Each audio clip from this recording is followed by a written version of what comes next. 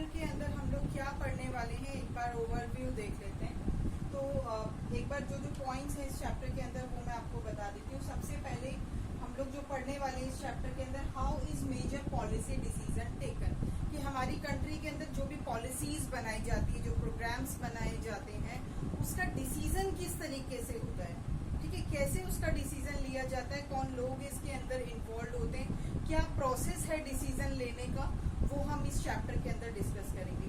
आपको पहले बता दें कि पिछले चैप्टर के अंदर जो हमने पढ़ा था इलेक्टोरल पॉलिटिक्स के अंदर, कि इलेक्टोरल पॉलिटिक्स में हमने ये पढ़ा था कि किस तरीके से हमारी गवर्नमेंट को इलेक्ट किया जाता है, हमारी गवर्नमेंट फॉर्म कैसे होती है। तो जो गवर्नमेंट हमारी रूलिंग के अंदर आती, दो हमने पढ़ा था, ruling government and the opposition government.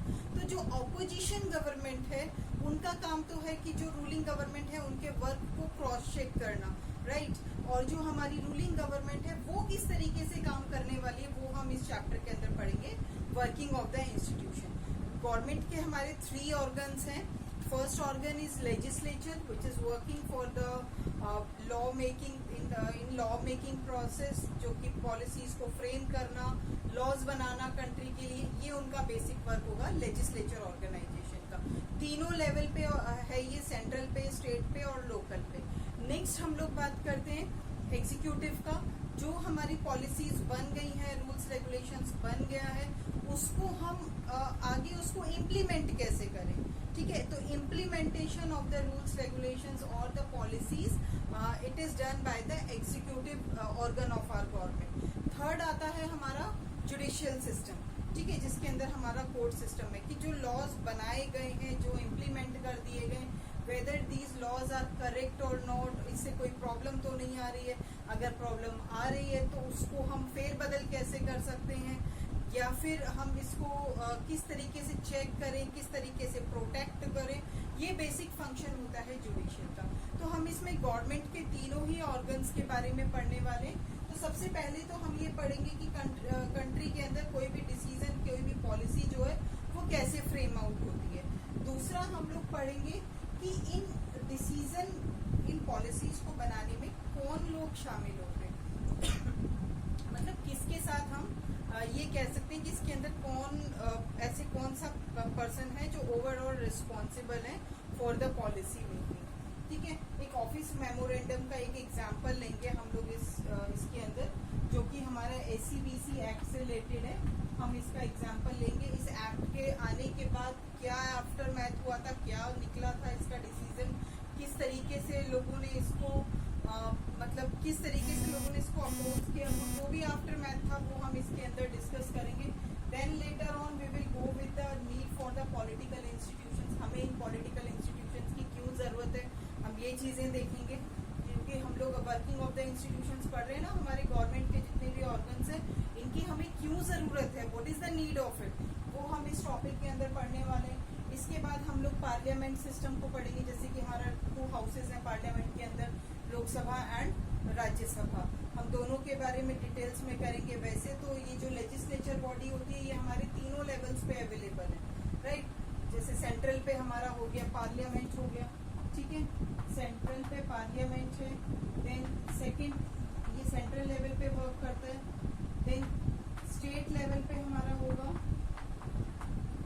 Legislative bodies या स्टेट असेंबली हम इसको बोल सकते हैं, ठीक है। तो ये किस तरीके से लेजिस्लेचर ऑर्गन्स काम करते हैं ये हम लोग पढ़ने वाले हैं इस चैप्टर के अंदर, ठीक है। पार्लियामेंट के कौन कौन से हाउसेज हैं, देन पार्लियामेंट की कौन कौन सी पावर्स हैं, कौन से फंक्शंस हैं, एग्जीक्यूटिव कौन होता है, एग्जीक्यूटिव्स की क्या पावर्स हैं, क्या फंक्शंस हैं, ठीक है। इसके साथ साथ हम जैसे कि लोकसभा और राज्यसभा के हेड हमारे प्रेसिडेंट हैं, ठीक है। लेजिस्लेचर बॉडी के जो हेड हैं दैट इज प्रेसिडेंट, इनके पास कौन सी पावर्स हैं, इनके फंक्शंस क्या हैं। एग्जीक्यूटिव बॉडी के जो हेड हैं दिस इज प्राइम मिनिस्टर, तो उनके क्या पावर्स एंड फंक्शंस हैं वो हम पढ़ने वाले।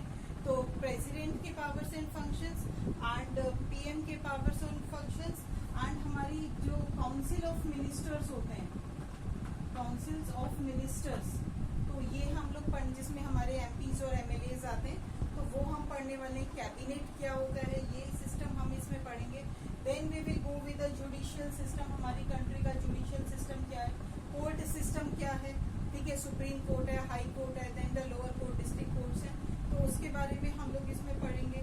ठीक है, कोर्ट के पास कौन कौन सी पावर होती है वो हम पढ़ेंगे, इनके फंक्शंस क्या हैं वो हम पढ़ने वाले हैं।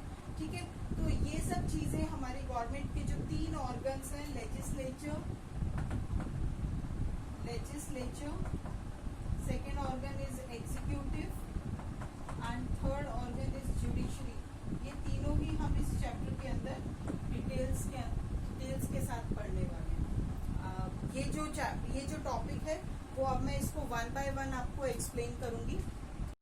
Now the first topic of the chapter is how the major policy decision taken. जैसे अभी मैंने ओवरव्यू बताया था, उसमें हमारा फर्स्ट टॉपिक था कि जो मेजर पॉलिसी डिसीजन है वो उसको किस तरीके से लिया जाता है। तो इसके लिए क्या होता है कि ये जो डिसीजन जो है ये डे टू डे बेसिस पर, ठीक है, एक ये इंफॉर्मेशन है या एक ऑर्डर है जो गवर्नमेंट पास करती है।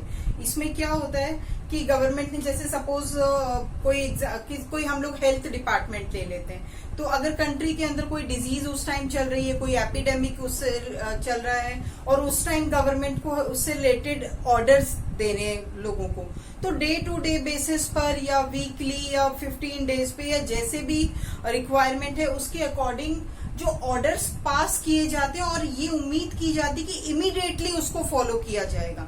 ठीक है, ऑर्डर पास कर दिया, जैसे MH है, मिनिस्ट्री ऑफ हेल्थ डिपार्टमेंट है, ठीक है, वहां से एजुकेशन HRD मिनिस्ट्री है या किसी भी मिनिस्ट्री के थ्रू अगर कोई भी ऑर्डर जो है वो पास किया जाएगा, वो डे टू डे बेसिस पे उसको हम लोग गवर्नमेंट ऑर्डर कहते हैं। और इसका एक और नेम है ऑफिस मेमोरेंडम। ठीक है, office memorandum, and it is passed, it is ordered on the day to day basis. जो सबसे पहले इंपॉर्टेंट है कि एक तो इश्यू गवर्नमेंट करती है और इंफॉर्मेशन जो है डे टू डे बेसिस पे इंफॉर्म किया जाता है related to the particular matter, किसी भी मैटर से रिलेटेड जो है डे टू डे बेसिस पे इसको ऑर्डर पास किया जाता है। सेकेंड थिंग, ये एक तरह की ये कह सकते हैं कि एक एडवाइजरी की तरह है, कि एक एडवाइजरी होती है और इसको ऑर्डर को एनफोर्स साथ के साथ कर दिया जाता है। इसमें कोई ऐसा डिस्कशन नहीं है कि भाई इसको किया जाए नहीं किया जाए। कोई एक्चुअली क्या है ना, रूल बनाने में तो टाइम लग जाएगा, ठीक है, उसके ऊपर हमारा डिस्कशन होगा, डिबेट्स होगा, देन कोई रूल आएगा, लेकिन ऑर्डर जो है वो इमीडिएटली लागू किया जाएगा और उसको साथ के साथ ही हमें फॉलो करना पड़ता है। इनकेस अगर ऐसे किसी ऑर्डर में हमें कोई ऑब्जेक्शन है या फिर हम उसको मतलब वो ऑर्डर ठीक नहीं है, उसके अंदर कुछ कमियां हैं, तो वो आगे चलकर हम उसके अंदर अमेंडमेंट्स कर सकते हैं, चेंजेस कर सकते हैं।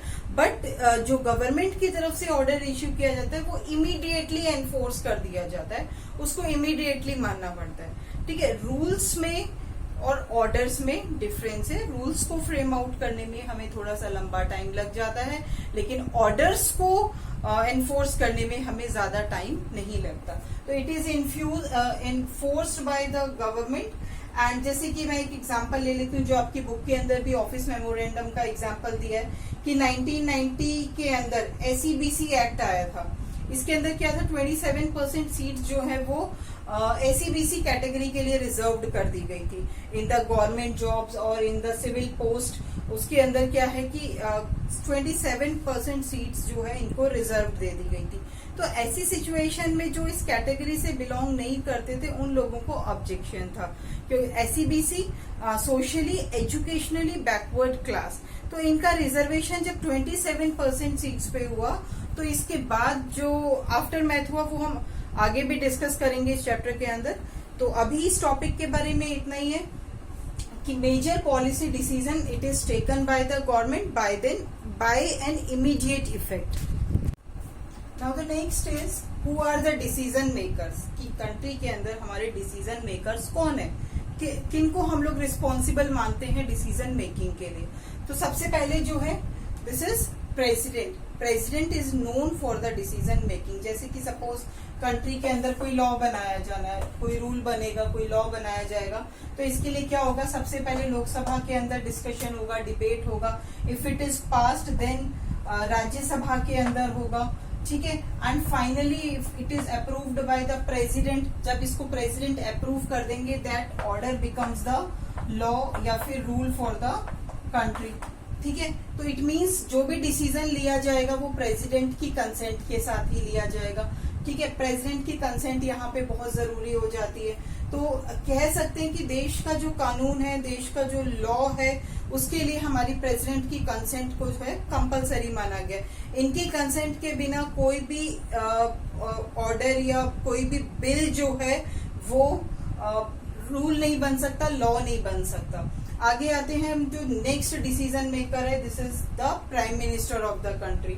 अब prime minister of the country का जो बेसिक मेन जो रोल है कि अगर कोई लॉ बन गया है तो उसको इम्प्लीमेंट करवाना, this is the implementation of the laws, this is the basic function of the prime minister, या एग्जीक्यूटिव के लिए हेड कहा जा सकता है।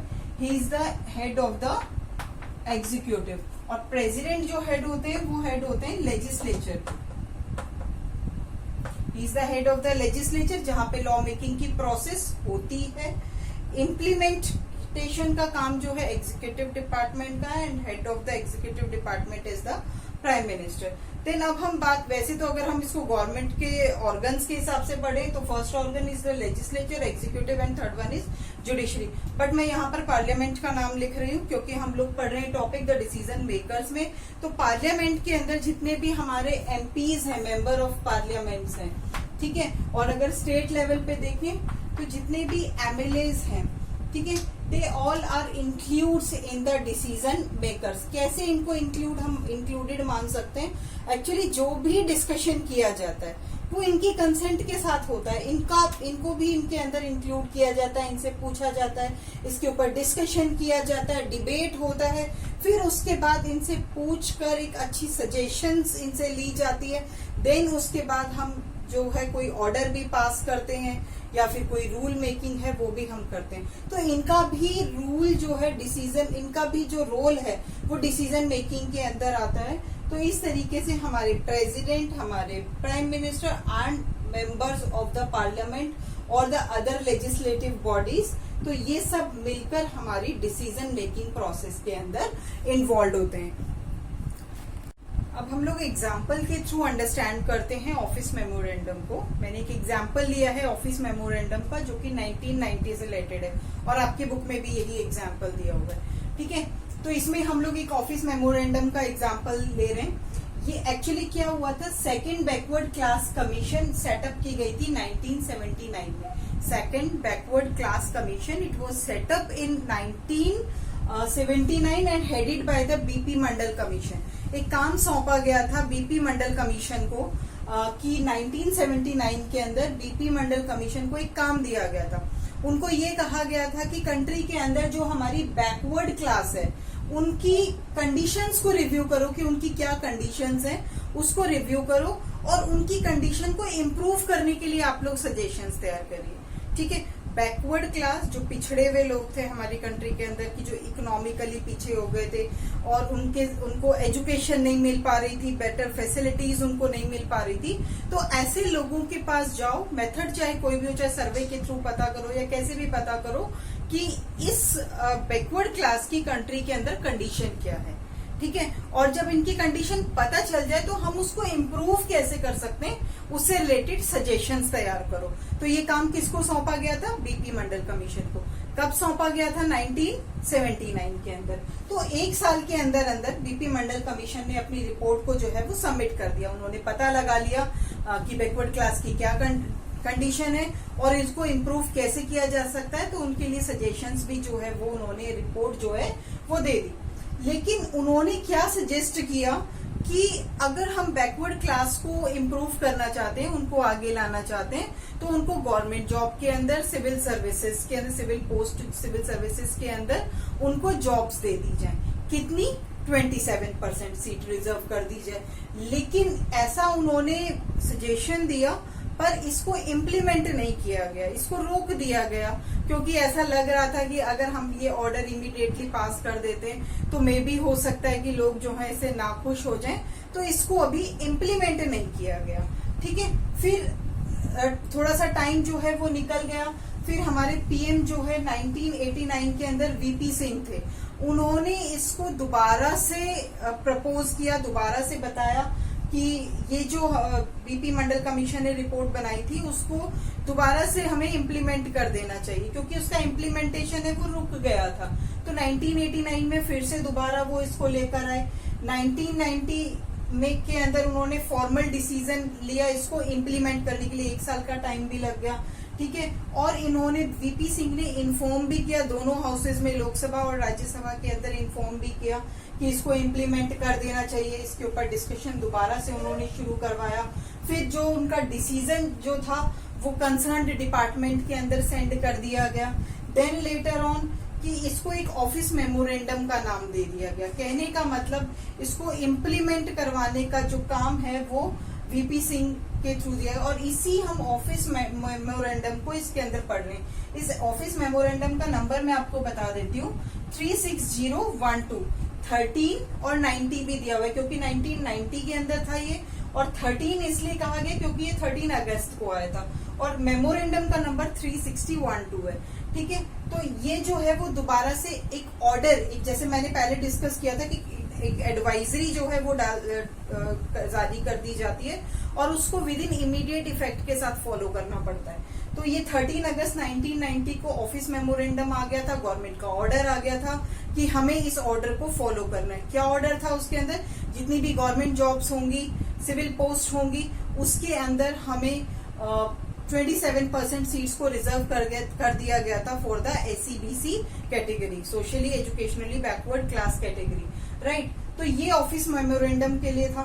लेकिन जैसे ये ऑर्डर पास हुआ, अब क्या डिसीजन हुआ, क्या हुआ कंट्री के अंदर, क्योंकि बहुत से लोग थे जो इससे खुश होने वाले थे, बहुत से लोग थे जो इससे नाखुश थे, और हमें क्या करना है, कंट्री में हर एक पर्सन को सेटिस्फाई करना है। अब सबको सेटिस्फाई करना पॉसिबल तो नहीं है, लेकिन फिर भी इसके बाद क्या हुआ वो हम देखते हैं after math of the decision, कि इस डिसीजन को लेने के बाद क्या हुआ कंट्री के अंदर।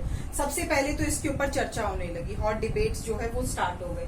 सेकंड, लोगों के जो डिफरेंट व्यूज थे वो डिफरेंट न्यूज़पेपर के अंदर, मैगजीन्स के अंदर वो छपने लग गए, क्योंकि उनके व्यूज जो है, कुछ पॉजिटिव व्यूज थे, कुछ नेगेटिव व्यूज थे, वो सबके सब न्यूज़पेपर का जो है वो उन दिनों में हेडलाइन बन रही थी, मैगजीन्स के अंदर वो छप रहा था, ठीक है। नेक्स्ट इसका क्या असर हुआ, प्रोटेस्ट शुरू हो गए कंट्री के अंदर, प्रोटेस्ट एंड काउंटर प्रोटेस्ट जो है वो कंट्री में स्टार्ट हो गया, ठीक है। इसके बाद जो लोग थे, पीपल, वो एसोसिएशंस फॉर्म करने लगे, ग्रुप्स बनाने लगे, and they reach to the court, क्योंकि जब भी लोग सेटिस्फाई नहीं होते या उन्हें कुछ अमेंडमेंट चाहिए होता है लॉज के अंदर, किसी ऑर्डर के अंदर, तो we can reach the court. इसके लिए हमें सिंपल क्या है, एक लिटिगेशन फाइल करनी पड़ती है, पब्लिक इंटरेस्ट लिटिगेशन, एंड वो आगे जो है उसकी सुनवाई प्रोसीडिंग्स जो है वो स्टार्ट हो जाती है। तो हम ये जो एसोसिएशन फॉर्म हुआ and they approach to the courts, फिर कोर्ट के अंदर जब मैटर चला गया तो इसकी प्रोसीडिंग्स स्टार्ट शुरू हो गई, हियरिंग स्टार्ट हो गई इसकी। तो सुप्रीम कोर्ट के 11 जजेस के बेंच ने इसके ऊपर प्रोसीडिंग्स जो है, हियरिंग जो है, सुनवाई जो है वो शुरू कर दी। और 1992 के अंदर, 90 में ऑर्डर पास हुआ था, 92 के अंदर आफ्टर सम हियरिंग्स ये जो है वैलिड डिक्लेयर कर दिया गया था कि जो भी है ये ठीक है, इसको वैलिड बना दिया गया था। फिर उसके बाद लेकिन सुप्रीम, क्योंकि उन लोगों को भी सेटिस्फाई करना ही था जिन्होंने कोर्ट के अंदर ये मैटर डाला था, तो इसके अंदर थोड़ा सा मॉडिफिकेशन क्या किया गया था कि भले ही पर्सन BC कैटेगरी से बिलोंग करता हो, लेकिन अगर वो वेल ऑफ फैमिली से है, वेल टू डू पीपल है, अच्छी उनकी इनकम सोर्स है, ठीक है, तो अगर उनकी इनकम अच्छी है, वेल बीइंग है, वो अच्छी फैमिली से है, उनका इकोनॉमिक स्टैंडर्ड अच्छा है, तो ऐसे लोगों को इन फैसिलिटी से एक्सक्लूड कर दिया जाए, उनको हटा दिया जाए। इस मॉडिफिकेशन के साथ ये ऑर्डर जो है दोबारा से पास कर दिया गया था। सो दिस इज एन एग्जाम्पल। ऐसे हमारे सुप्रीम कोर्ट के अंदर बहुत सारे मैटर होते हैं जिनके ऊपर बार बार सुनवाई होती है, बार बार उसके ऊपर हियरिंग्स होती है, प्रोसीडिंग्स होती है, और उसके अंदर मॉडिफिकेशन, उसके अंदर अमेंडमेंट करके उसको दोबारा से लागू कर दिया जाता है। आपको ये चीज याद करनी पड़ेगी कि कंट्री के अंदर अगर किसी लॉ के अंदर अमेंडमेंट करना है, कोई चेंजेस करना है, तो only supreme court is having right to amend the laws. सिर्फ सुप्रीम कोर्ट, जो कि हमारी कंट्री की एपेक्स कोर्ट है, उन्हीं के पास राइट है कि वो किसी भी लॉ के अंदर अमेंडमेंट कर सकते हैं। और next topic is why do we need political institutions. ये जो हमारी कंट्री के अंदर पॉलिटिकल इंस्टीट्यूशंस हैं, हमें इसकी क्यों जरूरत है, why do we need it. तो सबसे पहला पॉइंट है ensuring security to the citizens. हम अगर सिक्योर रहना चाहते हैं अपनी कंट्री के अंदर, हमें सिक्योरिटी चाहिए कि कोई हमारा नेबर जो है वो हमें तंग ना करे, या हमें कोई और कोई जो है वो परेशान ना करे, या किसी भी तरीके से हम अगर एक सिक्योरिटी चाहते हैं, तो सिक्योरिटी पॉइंट ऑफ व्यू से हमें हमारे इंस्टीट्यूशन, पॉलिटिकल इंस्टीट्यूशंस की जरूरत पड़ती है, क्योंकि इनका काम है हमें सिक्योरिटी प्रोवाइड करना। अब हम देखते हैं कि हमें कोई भी दिक्कत होती है, simply we are calling to the police. क्यों बुलाते हैं पुलिस को, क्योंकि वो रिस्पॉन्सिबल है, वो हमारी पॉलिटिकल बॉडी से एसोसिएटेड है और हमारी सिक्योरिटी के लिए रिस्पॉन्सिबल है।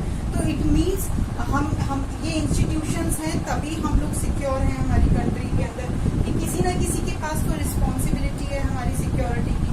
हमें जब भी कहीं मुसीबत हो जाती है, हम कहीं भी परेशानी में फंस जाते हैं, तो we are calling this kind of police departments है, हमारी डिफेंस है, तो हम लोग इनसे मदद की उम्मीद रखते हैं। क्यों मदद की उम्मीद रखते हैं? Because they are providing security for us. और ये बने ही इसीलिए है कि ये कंट्री के लोगों को, यहाँ रहने वाले लोगों को सिक्योरिटी प्रोवाइड कर सके।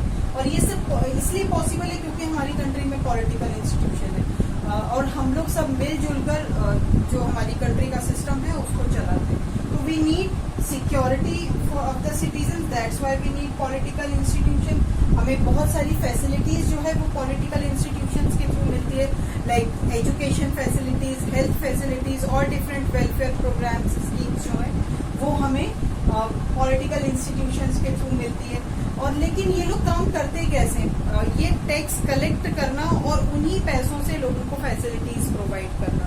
तो they act as a mediator between the citizen and the facilities. ये कह सकते हैं हम लोग कि लोगों के बीच में और उनकी सुविधाओं के बीच में वो मीडिएटर की तरह काम करते हैं। लोगों से पैसा लेना, टैक्स इकट्ठा करना, अब उस टैक्स को मैनेज कैसे करना है, उस टैक्स को एक फैसिलिटीज में, एक वेलफेयर प्रोग्राम में कन्वर्ट किस तरीके से करना है, वो हमारे पॉलिटिकल इंस्टीट्यूशंस करेंगे और बेटर प्रोवाइड करने की कोशिश करेंगे।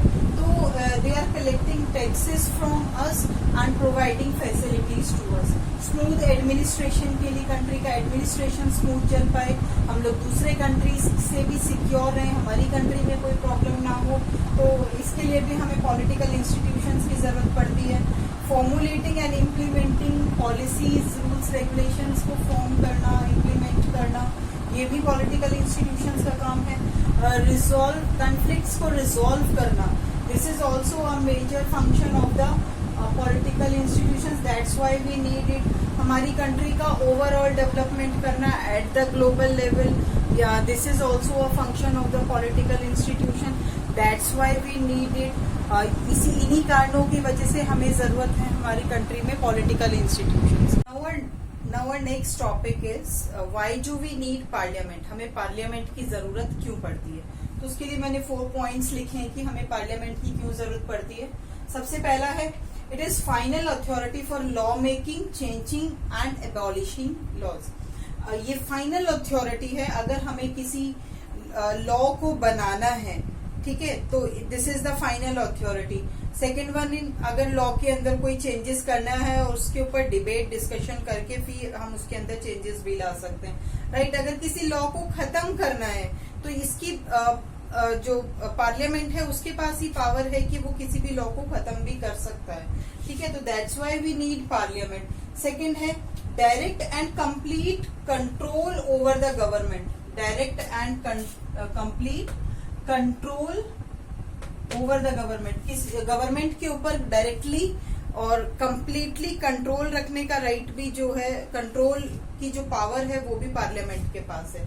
अगला है it controls and manages financial matters with the government. जो गवर्नमेंट के पास टैक्स इकट्ठा होता है, ठीक है, तो उसके ऊपर कंट्रोल भी पार्लियामेंट का होता है कि वो बजट की फॉर्म में जो गवर्नमेंट है उसको वो पेश करे कि कितना पैसा इकट्ठा हुआ, कितने पैसे में से कहाँ कितना इन्वेस्ट किया, कितना सरकार के पास बचा हुआ है। तो ये सब के सब जो डिटेल्स है वो पार्लियामेंट के अंदर ही सबमिट करनी पड़ती है in the form of budget. तो जो ये पावर है ये इस पार्लियामेंट के पास है, इसलिए हमें पार्लियामेंट की जरूरत पड़ती है। अगला पॉइंट है it is the highest forum for the debates and the discussion. It is highest forum for the debate and the discussion. ठीक है, अब इसके बाद है कि पार्लियामेंट के पास कौन कौन सी पावर्स होती है, what are the powers of the parliament. सबसे पहले ordinary bill has to be passed by the both the houses. दोनों हाउसेस के थ्रू ऑर्डिनरी बिल जो है वो पास किया जाता है। जैसे कि ऑर्डिनरी बिल होता है वो सबसे पहले लोकसभा के अंदर पास किया जाएगा, फिर उसके बाद वो राज्यसभा में भेजा जाता है। राज्यसभा में वो पास होने के बाद वो प्रेसिडेंट के पास जाएगा, फिर वो अप्रूवल उसमें होगा, then that becomes the law. Joint session can be called in the parliament only. Joint session Lok Sabha और राज्यसभा का जो ज्वाइंट सेशन है वो पार्लियामेंट के पास ही पावर है कि वो उसको कॉल कर सकते हैं। मनी बिल जो होता है वो सिर्फ और सिर्फ लोकसभा के अंदर पास किया जाता है। राज्यसभा उसको 14 दिन से ज्यादा डिले नहीं कर सकता।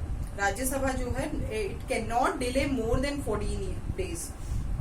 नेक्स्ट है it controls the council of minister. Next power क्या है पार्लियामेंट के पास, जो काउंसिल ऑफ मिनिस्टर है उसको कंट्रोल करने की पावर जो है वो पार्लियामेंट के पास है। जैसे मैंने यहाँ भी एक पॉइंट लिखा हुआ है, direct and complete control over the government.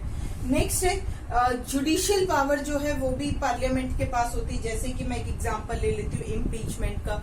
अगर हमें कंट्री के प्रेसिडेंट को रिमूव करना है, चीफ जस्टिस ऑफ इंडिया को रिमूव करना है, या फिर हमें चीफ इलेक्शन कमिश्नर को रिमूव करना है, तो इनको हटाने का जो प्रोसीजर होता है, रिमूव करने का जो प्रोसीजर होता है, उसको हम इम्पीचमेंट कहते हैं। और ये पावर भी जो है वो पार्लियामेंट के पास ही होती है। जैसे नो कॉन्फिडेंस मोशन है, it is also its power is also the parliament is having. Parliament के पास ही नो कॉन्फिडेंस मोशन पास करने की भी पावर होती है। So this is all about the powers and functions of the parliament and why do we need parliament. Now the next topic is houses of the parliament. हमारे parliament के कौन कौन से कितने हाउसेज हैं? 2 हाउसेज हैं हमारे पार्लियामेंट के, लोकसभा एंड राज्यसभा। लोकसभा एंड राज्यसभा, ये याद रहे आपको कि सेंट्रल लेवल पर ही है। ठीक है, स्टेट लेवल पे हम इसको विधानसभा और विधान परिषद कहते हैं। ठीक है, अब हम इसको केवल सेंट्रल लेवल पे कर रहे हैं। लोकसभा और राज्यसभा, लोकसभा के हम डिफरेंट नेम्स भी है, जैसे हम इसको लोअर हाउस के नाम से भी जानते हैं और हाउस ऑफ पीपल भी इसको कहा जाता है। वहीं राज्यसभा के भी कुछ नेम है, इसको हम लोग अपर हाउस भी कह सकते हैं या फिर काउंसिल ऑफ स्टेट्स भी कह सकते हैं। राइट, अब हमारी लोकसभा की स्ट्रेंथ देखते हैं। मैक्सिमम स्ट्रेंथ है इसकी 550 मैक्सिमम स्ट्रेंथ हो सकती है। वहीं राज्यसभा की मैक्सिमम स्ट्रेंथ है 250। ठीक है, टोटल मेंबर्स जो है लोकसभा के अंदर 545 मेंबर्स होते हैं, जिसमें से 543 मेंबर्स को इलेक्ट करते हैं। क्योंकि हमारी कंट्री के अंदर, जैसे हमने पिछले चैप्टर के अंदर पढ़ा था कि 543 इलेक्टोरल कॉन्स्टिट्यूएंसीज हैं और इन कॉन्स्टिट्यूएंसी से एक एक रिप्रेजेंटेटिव आगे आता है और ये रिप्रेजेंटेटिव हमारा लोकसभा का मेंबर होता है। तो 543 सीट्स पे तो इलेक्शन होगा। जो 2 सीट्स बचती हैं, इन 2 सीट्स पे जो मेंबर्स है, 2 मेंबर्स जो है, they are nominated by the president of the country. इनको नॉमिनेट करते हैं हमारे प्रेसिडेंट, जो कि एंग्लो इंडियन कम्युनिटी से बिलोंग करते हैं। ठीक है, 2 persons are nominated belongs from the Anglo Indian community. Next they are directly elected by the people. 543 people जो है they are directly elected by the people. ये रिप्रेजेंटेटिव्स लोग चुनते हैं और फिर ये लोकसभा में आकर काम करते हैं। ठीक है, और इनका जो टेन्यूर होता है 5 years का होता है। हर 5 साल के अंदर इलेक्शन होगा, फिर लोकसभा के मेंबर जो हैं दोबारा से चुने जाएंगे। मे बी वो रिपीट हो जाए और मे बी वो रिपीट ना हो। ठीक है, तो 543 सीट्स पे इलेक्शन होगा लोकसभा के लिए। राज्यसभा के लिए कोई इलेक्शन नहीं होगा, इसे हम लोग नहीं चुनते, ये इनडायरेक्ट इलेक्शन है, जो हमने अपने रिप्रेजेंटेटिव्स को चूज कर दिया, हमारे रिप्रेजेंटेटिव्स आगे राज्यसभा के मेंबर्स को जो है वो इलेक्ट करेंगे। ठीक है, इसको हम इनडायरेक्ट डेमोक्रेसी का नेम भी दे सकते हैं, क्योंकि हमारा कंट्री जो है it's not having direct democracy, it's having indirect democracy. हम अपने रिप्रेजेंटेटिव को चूज करते हैं, फिर हमारे रिप्रेजेंटेटिव आगे फर्दर इलेक्शन करते हैं, तो दिस इज कॉल्ड इनडायरेक्ट। ठीक है, इनडायरेक्ट डेमोक्रेसी। टोटल इसके मेंबर्स 245 हैं और नॉमिनेट किए जाते हैं 12 मेंबर्स। नॉमिनेशन जो है 12 मेंबर्स का होता है bye the president of the country.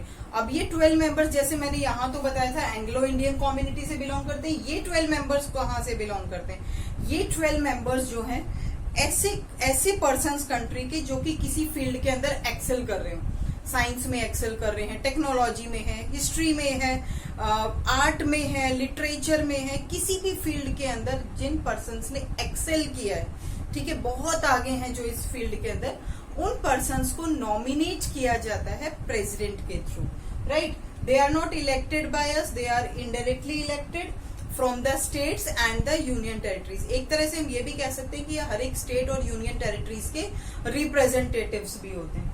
इनका जो टेन्यूर है इट्स नॉट फिक्स कि 5 साल के लिए करना, ये परमानेंट टेन्यूर है। Once they are elected they work for a long period. ठीक है, वो लंबे टाइम तक इसमें काम कर सकते हैं। सो this is all about the houses of the parliament. Now the political executives of the country. हमारी कंट्री के अंदर पॉलिटिकल एग्जीक्यूटिव्स कौन कौन से हैं? सबसे पहले पॉलिटिकल एग्जीक्यूटिव आते हैं हमारे प्रेसिडेंट, ठीक है, head of the nation. Second political executives हैं हमारे प्राइम मिनिस्टर, ठीक है, real executive of the country, ठीक है। थर्ड आती है हमारे काउंसिल ऑफ मिनिस्टर्स। तो एग्जीक्यूशन जो है लॉज का, तो इसके लिए 3 एग्जीक्यूटिव्स हो गए हमारे, प्रेसिडेंट है, प्राइम मिनिस्टर है, देन काउंसिल ऑफ मिनिस्टर्स है। अब हम जान लेते हैं कि प्रेसिडेंट के पास कौन कौन सी पावर्स है और इनके क्या फंक्शंस होते हैं, powers and functions of the president. सबसे पहले हम एग्जीक्यूटिव पावर्स देखते हैं कि हमारी प्रेसिडेंट की कौन कौन सी एग्जीक्यूटिव पावर्स होती है। सबसे पहले पीएम को अपॉइंट करना, चीफ जस्टिस ऑफ इंडिया को अपॉइंट करना, सुप्रीम कोर्ट, हाई कोर्ट के जजेस को अपॉइंट करना, ठीक है। इसके अलावा chairman of members of UPSC, ठीक है, यूनियन पब्लिक सर्विस कमीशन के मेंबर्स को, उनके चेयरमैन को इलेक्ट करना, जो मतलब अपॉइंट करने की जो ड्यूटी है, जो पावर है, वो हमारे प्रेसिडेंट के पास है। इसके अलावा चीफ इलेक्शन कमिश्नर जो है is also appointed by the president of our country. तो this is the executive power. अब हम लेजिस्लेटिव पावर्स के बारे में जानते हैं। तो कोई भी अगर लॉ बनाएंगे कंट्री के अंदर, तो जो फाइनल अप्रूवल है वो प्रेसिडेंट का होगा। जैसे मैंने पहले भी डिस्कस किया था आपके साथ कि अगर कोई भी बिल है वो लोकसभा के अंदर से पास होगा, फिर वो राज्यसभा में जाएगा और फिर वो प्रेसिडेंट की कंसेंट के लिए फाइनल अप्रूवल के लिए जाता है।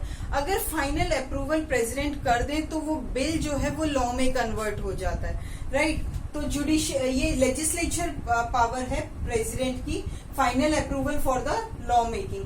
दूसरा, अभी मैंने थोड़ी देर पहले बताया था कि लोकसभा और राज्यसभा के मेंबर्स का नॉमिनेशन जो है वो भी प्रेसिडेंट करते हैं। 2 members in the Lok Sabha and 12 members in the Rajya Sabha. अब हम देखते हैं फाइनेंशियल पावर कौन कौन सी है प्रेसिडेंट के पास। सबसे पहली पावर है फाइनेंशियल बिल जो भी है वो पास किया जाएगा प्रेसिडेंट की रिकमेंडेशन के साथ। नेक्स्ट पावर है he permits to place the annual budget. Annual budget को पेश करने के लिए, प्लेस करने के लिए प्रेसिडेंट की अप्रूवल की रिक्वायरमेंट होती है। नेक्स्ट, जुडिशियल पावर कौन कौन सी है प्रेसिडेंट के पास। सबसे पहले कि हम लोग ये देख लेते हैं, अगर किसी को सजा सुनाई गई है, फांसी की सजा सुनाई गई है या उम्र कैद की सजा सुनाई गई है, तो उसको कम करने की या उसको कंटिन्यू करने की पावर जो है वो प्रेसिडेंट के पास है। अगर कोई अपील करता है, प्रेसिडेंट के पास मर्सी पिटीशन जो है उनके पास फाइल की जाती है, तो ये प्रेसिडेंट के पास पावर है कि वो या तो उसकी सजा को माफ कर दे या फिर उसको कंटिन्यू रहने दे। तो अगर प्रेसिडेंट कहते हैं कि किसी की फांसी की सजा को माफ कर दिया जाए या कोई भी सजा उसे दी है उसे माफ कर दिया जाए, तो वो पावर जो है वो प्रेसिडेंट के पास ही है, ठीक है। नेक्स्ट है किसी की सजा को कम करना, ज्यादा करना, ये भी प्रेसिडेंट के पास पावर है। सुप्रीम कोर्ट के जो जजेस हैं लॉ रिलेटेड मैटर्स पे प्रेसिडेंट के साथ ही कंसल्टेशन करेंगे। तो this is judicial power of the president. Next है कि इमरजेंसी पावर कौन सी होती है प्रेसिडेंट के पास। अगर कभी कंट्री के अंदर ऐसी सिचुएशन बन जाए कि कंट्री के अंदर राष्ट्रपति शासन लगाना हो, प्रेसिडेंट रूल लगाना हो, तो प्रेसिडेंट के पास पावर है कि वो इसके लिए फाइनल डिसीजन देंगे कि whether we will go with this emergency power और नॉट। अगर कभी कंट्री में ऐसी सिचुएशन आती है कि राष्ट्रपति शासन लगाना पड़े, तो प्रेसिडेंट के पास पावर है कि वो अपनी इन इमरजेंसी पावर्स को यूज कर सकता है। Now the powers and functions of the prime minister. Prime minister की पावर्स और फंक्शंस क्या है? सबसे पहले हम देखते हैं prime minister is the leader of the ruling party. Prime minister जो है एट प्रेजेंट जो रूलिंग पार्टी है उसके लीडर हुआ करते हैं एंड कैबिनेट के भी लीडर हैं। ठीक है, कैबिनेट मिनिस्ट्री जो है उनके भी लीडर होते हैं। एक बार पहले से डिस्कस कर लेते हैं। एक होता है काउंसिल ऑफ मिनिस्टर और एक होता है cabinet minister. Council of ministers के अंदर सभी मिनिस्टर्स की टीम होती है। ठीक है, और जो कैबिनेट मिनिस्टर्स होते हैं जिनके पास इंपॉर्टेंट मिनिस्ट्रीज होती है, इंपॉर्टेंट डिपार्टमेंट्स होते हैं, अप्रोक्सीमेट 20 नियर बाय 20 जो डिपार्टमेंट्स हैं जो कि बहुत ज्यादा इंपॉर्टेंट है कंट्री के अंदर, उनके जो हेड होते हैं उनको हम लोग कैबिनेट मिनिस्टर्स कहेंगे। ठीक है, जो अदर है इंडिपेंडेंट चार्ज हो गया और अदर है उनको हम काउंसिल ऑफ मिनिस्टर्स के अंदर इंक्लूड करेंगे। ठीक है, तो ही is the head of the ruling party and the cabinet. Second, he is the head of the government. Next is prime minister links between the president and the cabinet. जो cabinet ministry है या cabinet जो है उनके बीच में और president के बीच में जो प्राइम मिनिस्टर है वो लिंक है उनके। मतलब पहले बात प्रेसिडेंट से होगी, पीएम, देन पीएम कैबिनेट तक पहुंचाएंगे, तो वो एक तरह का चैनल है और बीच में जोड़ने वाली एक कड़ी भी है। ठीक है, नेक्स्ट है represents country in the foreign affairs. Country के बाहर के जितने भी फॉरेन मैटर्स हैं वो कंट्री की तरफ से रिप्रेजेंटेशन जो है वो पीएम के थ्रू होगा, प्राइम मिनिस्टर के थ्रू होगा। तो it means prime minister represents our country in the foreign matters. Next है chairman of the planning commission. जितनी भी पॉलिसीज फ्रेम की जानी है, नीति आयोग जिसे कहा जाता है, पॉलिसीज जो फ्रेम की जानी है, तो उनके ये चेयरमैन भी होते हैं। He chairs the cabinet meeting. Cabinet meeting को कंडक्ट करवाना प्राइम मिनिस्टर का फंक्शन है। And distribution of portfolios among the ministers, making important domestic and foreign policy. So this is about the powers and the functions of the prime minister. Now our next topic is council of ministers. Council of ministers क्या होते हैं? एक तरह से हम ये कह सकते हैं ग्रुप ऑफ मिनिस्टर्स कह सकते हैं या काउंसिल ऑफ मिनिस्टर्स हैं। तो इसमें 3 टाइप्स की काउंसिल, 3 टाइप के मिनिस्टर्स होते हैं जिनको मिलाकर एक काउंसिल ऑफ मिनिस्टर्स बनती है। सबसे पहला जो ग्रुप होता है this is called cabinet, group of cabinet ministers. ठीक है, ये पार्ट है, एक सब पार्ट है किसका? काउंसिल ऑफ मिनिस्टर्स का। कैबिनेट मिनिस्ट्री के अंदर या कैबिनेट मिनिस्टर्स वो मिनिस्टर्स होते हैं जिनके पास कंट्री के इंपॉर्टेंट डिपार्टमेंट्स होते हैं।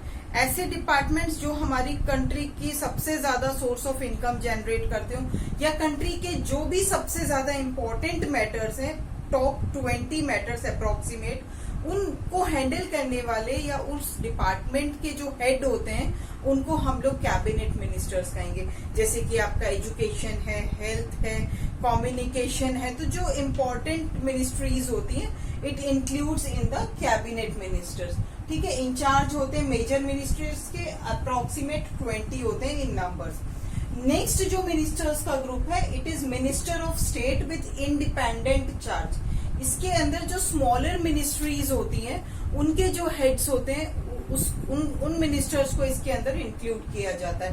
थर्ड ग्रुप है मिनिस्टर ऑफ स्टेट जो कि कैबिनेट मिनिस्टर्स को असिस्ट किया करते हैं। तो इन तीनों ग्रुप्स को मिलाकर हमारे काउंसिल ऑफ मिनिस्टर्स बनते हैं। ठीक है, अब हम आते हैं परमानेंट, ये तो पॉलिटिकल एग्जीक्यूटिव्स हो गए। इन सबको तीनों को हम लोग क्या कहेंगे? पॉलिटिकल एग्जीक्यूटिव्स, क्योंकि ये पॉलिटिकली वर्क कर रहे हैं, कंट्री के सामने है, इनको इलेक्ट किया जा रहा है। ठीक है, तो ये पॉलिटिकल एग्जीक्यूटिव्स हो गए। और इसके अलावा ये हैं हमारे permanent executives. Political executives, permanent executives, क्या डिफरेंस है दोनों के बीच में? इनको तो इलेक्ट किया जाता है, they are electing through the election. इनका टेन्यूर फिक्स हो जाता है, 5 साल के लिए रूलिंग में रहते हैं। नेक्स्ट टाइम डिसाइड जनता करती है कि whether they will continue that department और नॉट, या इस टाइम पीरियड से पहले इनके डिपार्टमेंट के अंदर चेंजेस भी हो सकते हैं। लेकिन ऐसा करने पे क्या होता है, एक सवाल माइंड के अंदर आता है कि अगर इनको बार बार चेंज कर दी जाती है इनकी मिनिस्ट्रीज, तो कोई एक पर्टिकुलर पर्सन रिस्पॉन्सिबल नहीं होता कि कौन जवाब देगा, who is answerable for the people. तो क्या होता है कि कुछ लोग होते हैं जिनको हम परमानेंटली इस डिपार्टमेंट के अंदर रखते हैं, उनको हम लोग क्या कहेंगे, परमानेंट एग्जीक्यूटिव्स। इनको हम लोग सिविल सर्वेंट्स भी कहते हैं, जैसे आपका एग्जांपल है आईएएस ऑफिसर्स, ठीक है। तो ये क्या करते हैं, परमानेंटली वर्क करते हैं किसी भी पर्टिकुलर डिपार्टमेंट के साथ, ठीक है। अदर डिपार्टमेंट्स के साथ ये एसोसिएटेड होते हैं और उस डिपार्टमेंट में ये लोग परमानेंटली काम करते हैं। जो कुछ भी उसके अंदर, उस मिनिस्ट्री के अंदर हो रहा होता है, सब इनकी नॉलेज में होता है। और इनका सबसे इम्पोर्टेंट रोल क्या होता है कि ये जो पॉलिटिकल मिनिस्टर्स हैं, ये जो पॉलिटिकल एग्जीक्यूटिव्स हैं, इनको गाइड करना, ठीक है, इनको अपने अकॉर्डिंग काम करवाना, इन पॉलिटिकल एग्जीक्यूटिव्स का काम होता है। ये सिर्फ फ्रंट फेस में होते हैं, बैक सपोर्ट जो है हमारे पॉलिटिकल एग्जीक्यूटिव्स का होता है। फ्रंट फेस जो है पॉलिटिकल एग्जीक्यूटिव्स का है, बैक सपोर्ट जो है वो हमारे परमानेंट एग्जीक्यूटिव्स का होता है। नेक्स्ट है, ये किसी भी पॉलिसी को बनाने में, फॉर्मुलेट करने में, इम्प्लीमेंटेशन करने में इन परमानेंट एग्जीक्यूटिव्स का सबसे ज्यादा रोल होता है। अब एक सवाल हम आपकी एनसीईआरटी के अंदर भी पूछा गया है कि जितने भी हमारे परमानेंट एग्जीक्यूटिव्स होते हैं, लाइक सिविल सर्वेंट्स जो भी हैं, ये एक बहुत ही कॉम्पिटिटिव एग्जाम फेस कर एक टफ एग्जाम को फेस करके फिर ये सेलेक्ट हुए होते हैं। It means they are more qualified, educated बहुत ज्यादा होते हैं, इनको नॉलेज बहुत ज्यादा होती है। लेकिन इतनी नॉलेज होने के बाद भी वो पॉलिटिकल एग्जीक्यूटिव्स के अंडर में काम करते हैं, ठीक है। They are the leaders at the front face, उनके अंडर में हमारे ये परमानेंट एग्जीक्यूटिव्स काम करते हैं। अगर हम क्वालिफिकेशन की बात करें, एजुकेशनल क्वालिफिकेशन की, तो परमानेंट एग्जीक्यूटिव्स की qualification comparatively to the political executives ज्यादा होती है। ये ज्यादा पढ़े लिखे लोग होते हैं, ज्यादा क्वालिफाइड लोग होते हैं अगर हम कंपेयर करें। फिर भी जो इनको काम करना पड़ता है पॉलिटिकल एग्जीक्यूटिव्स के अंडर में। ऐसा क्यों होता है? तो इसका एक सिंपल सा आंसर है, ऐसा इसलिए होता है कि कोई भी अगर लीडर है, उसको चलाने वाली जो उसकी मिनिस्ट्री है वो समझदार होगी, वो पढ़ी लिखी होगी, वो एजुकेटेड होगी, वो वेल वर्स्ड होगी, नॉलेज होगा, तो डेफिनेटली वो उनको एक अच्छी सलाह दे पाएगी। और जब वो अच्छी सलाह दे पाएंगे तो डेफिनेटली वो रूलर जो है, रूलिंग पार्टी में जो है, वो बहुत अच्छे से काम करेगा, ठीक है। तो ऐसे अगर हम लोग पुरानी स्टोरीज में भी पढ़े कि राजा जो होता था उसका मंत्री बहुत समझदार हुआ करता था। अगर राजा का मंत्री बहुत समझदार है तो डेफिनेटली वो राजा जो है वो विजय पाता था या वो जीतता था, क्योंकि उसका मंत्री जो है वो उसका सलाहकार होता था और वो अच्छा सलाहकार होता था, ठीक है। और ज्यादा राजा से भी कहीं ज्यादा ज्ञान जो है मंत्री के पास में हुआ करता था।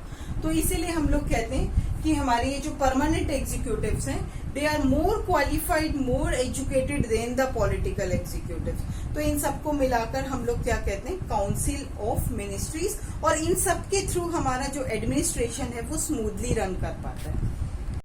अब इस चैप्टर का ये लास्ट टॉपिक है जुडिशरी, ठीक है।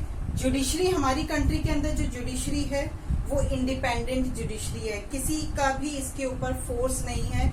जो भी डिसीजंस हैं वो अपने आप लिए जाते हैं और इंडिपेंडेंट हम लोग कह सकते हैं इसे। किसी का दबाव, किसी मिनिस्ट्री का दबाव इनके ऊपर नहीं होता, क्योंकि हम लोग पिछले भी कुछ चैप्टर्स के अंदर पढ़ चुके हैं कि वहां पर जो है जजेस को खरीद लिया जाता था, जजेस को पैसे दिए जाते थे और वो डिसीजन उनके फेवर में सुनाते थे। तो यहाँ पर ऐसा नहीं है, हमारी कंट्री के अंदर जो जुडिशियल सिस्टम है वो इंडिपेंडेंट है, ठीक है। अब हम सबसे पहले बात करते हैं पावर्स और फंक्शंस की, कि हमारे जुडिशियल सिस्टम के पास कौन सी पावर्स है और कौन से फंक्शन है। सबसे बड़ी पावर तो यही है कि वो इंडिपेंडेंट है, ठीक है। दूसरी बात करते हैं कि इट सेटल्स, ये फंक्शन में आ जाएगा, इट सेटल्स द डिस्प्यूट्स। जितने भी कंट्री के अंदर डिस्प्यूट्स हैं, चाहे वो सिटीजन के डिस्प्यूट्स हैं, चाहे वो स्टेट वर्सेस सिटीजन्स के हैं, यूनियन वर्सेस स्टेट है, या स्टेट का स्टेट से कोई डिस्प्यूट है, या कंट्री का कोई भी डिस्प्यूट है, नेशनल डिस्प्यूट है, उन सबको रिजॉल्व करने का काम जो है वो हमारे जुडिशियल सिस्टम के पास है। दूसरा हम बात करते हैं इंटरप्रिटेशन ऑफ लॉ। कोई लॉ है उसके अंदर अमेंडमेंट करना है, उसको दोबारा से रीचेक करना है, कोई वक्त के साथ उसमें कोई बदलाव लेकर आना है, तो ये सब के सब काम भी हमारी जुडिशरी का ही होता है। तीसरा, हमारी जो कॉन्स्टिट्यूशन है उसकी देखभाल करना, उसके रूल्स रेगुलेशंस को प्रॉपरली फॉलो करवाना, जो फॉलो नहीं करते हैं उनके लिए पनिशमेंट्स डिसाइड करना या उनको पनिश करना। This is all the duty of the our judicial system. Next, it is guardian of the civil liberties. कई बार लोगों को कुछ आजादी दे दी जाती है या लिबर्टीज हमारे पास होती है, फ्रीडम होती है, और लोग इसका मिसयूज भी करते हैं। तो मिसयूज करते हैं या फिर उनको उनकी लिबर्टी मिलती रहे प्रॉपर्ली। दो कंडीशन है, एक तो मिसयूज किया जा रहा है तब उनको पनिशमेंट करने का ऑप्शन, एक प्रोविजन जो है वो कोर्ट के थ्रू होगा। दूसरा जो है कि अगर लोगों के पास सिविल लिबर्टी है और उनको मिल नहीं रही है तो उनको मिल जाए, इसका भी काम, इसकी भी जो देखरेख है, इसको जो चेक करना है, इसको प्रोटेक्ट करना है, वो काम भी हमारे जुडिशियल सिस्टम के पास है। अगला है एडवाइजरी फंक्शंस, एडवाइस देना है, मिनिस्टर्स को एडवाइस देना है या किस तरीके से काम करना है, तो एडवाइजरी फंक्शंस भी जो है वो हमारे जुडिशियल सिस्टम के पास है।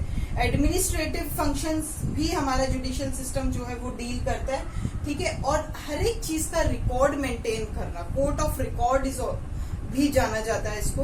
तो हर एक सिस्टम का एक प्रॉपर सिस्टमैटिक रिकॉर्ड मेंटेन करना, ये भी हमारी जुडिशियल सिस्टम का काम है। अब हम देख लेते हैं हमारी कंट्री के अंदर किस तरीके का कोर्ट सिस्टम है। सबसे पहले आता है जो सबसे हाईएस्ट कोर्ट है, दैट इज सुप्रीम कोर्ट। इसको हम एपेक्स कोर्ट भी बोलते हैं और इंडिया के अंदर ये सिर्फ एक है, and it is the highest court, ठीक है। अब क्या काम करता है सुप्रीम कोर्ट? सबसे पहला काम है, it is the highest court. जितने भी केसेस चल रहे हैं कंट्री के अंदर, लास्ट जो पर्सन है सुप्रीम कोर्ट तक जो है वो उस केस तक ले जा सकता है, लेकिन जब सुप्रीम कोर्ट में मैटर चला गया तो उस केस को बाइंड करने का काम, लास्ट और फाइनल डिसीजन देने का काम जो है वो सुप्रीम कोर्ट का ही होगा। अगर हाई कोर्ट के जजेस का ट्रांसफर करना है तो वो भी सुप्रीम कोर्ट के थ्रू होगा, ठीक है। किसी लॉज के अंदर अमेंडमेंट करना है तो वो सुप्रीम कोर्ट के थ्रू होगा। किसी केस का ट्रांसफर करना है, हाई कोर्ट पे लेकर जाना है किसी को या दूसरे हाई कोर्ट तक उसको पहुंचाना है, तो ये काम भी सुप्रीम कोर्ट के थ्रू ही होगा। दूसरा, अब हम बात करते हैं हाई कोर्ट्स की। ये केवल स्टेट के इंटरनल मैटर्स, जो एक स्टेट का मैटर है, केवल स्टेट के मैटर्स के साथ ही डील करता है, ठीक है। जैसे विद इन दी बाउंड्री, जो स्टेट बाउंड्री है उसी के अंदर डील करेगा। हर एक स्टेट का अपना एक हाई कोर्ट है। पंजाब हरियाणा का एक हाई कोर्ट है जो कि उनकी कैपिटल सिटी चंडीगढ़ के अंदर है। हमारे जो ईस्टर्न स्टेट्स हैं उनका एक हाई कोर्ट है गुवाहाटी के अंदर। टोटल हमारी कंट्री के अंदर 24 हाई कोर्ट्स हैं, राइट। देन उसके बाद है जो अपील है लोअर कोर्ट की, ठीक है। हाई कोर्ट से भी नीचे जो कोर्ट होते हैं लोअर कोर्ट, उनकी अपील को डील करना या उनको कंसीडर करना, ये हमारे हाई कोर्ट्स का काम है, ठीक है। स्टेट ज्यूरिडिक्शन का जो मैटर है वो हाई कोर्ट रिजॉल्व करेगा, और लोअर कोर्ट के फंक्शंस को सुपरवाइज करना, उनको कंट्रोल करना, उनके वर्क को चेकआउट करना भी हमारे हाई कोर्ट का काम है। अब हम बात करते हैं डिस्ट्रिक्ट कोर्ट से, जो कि लेवल थोड़ा सा हाई कोर्ट से नीचे है। ये वो केसेस डील करता है जो कि डिस्ट्रिक्ट के अंदर अंदर आते हैं, ठीक है। और इसके बाद जितने भी क्रिमिनल केसेस होते हैं उनको डिसाइड करना कि whether this is a civil criminal case और नॉट, तो उन सब चीजों के ऊपर भी काम जो है डिस्ट्रिक्ट कोर्ट करता है। तो इस तरीके से अगर हम लेवल वाइज देखें तो हाईएस्ट लेवल पे हमारा सुप्रीम कोर्ट आता है, देन हाई कोर्ट है, देन उसके बाद डिस्ट्रिक्ट कोर्ट से। और अगर हम बिल्कुल ही रूरल उसमें जाते हैं तो रूरल के अंदर हमारी विलेज पंचायत होती हैं जो वहां के डिस्प्यूट्स को रिजॉल्व करती है। बट अगर हम लोग अपने सिस्टम के अकॉर्डिंग बात करें तो we are having 3 levels of the court system, और इस तरीके से इन केसेस को डील किया जाता है। ये सिर्फ मैंने थोड़े से पॉइंट्स लिखे हैं, वैसे तो इनके पास और भी बहुत सारे फंक्शंस हैं, लेकिन आपके सिलेबस के अकॉर्डिंग इतने ही हमें फंक्शंस जो है वो प्रिपेयर करने हैं, इनको लर्न करना है। आई थिंक आपको ये चैप्टर क्लियर हो गया होगा। Thank you everyone.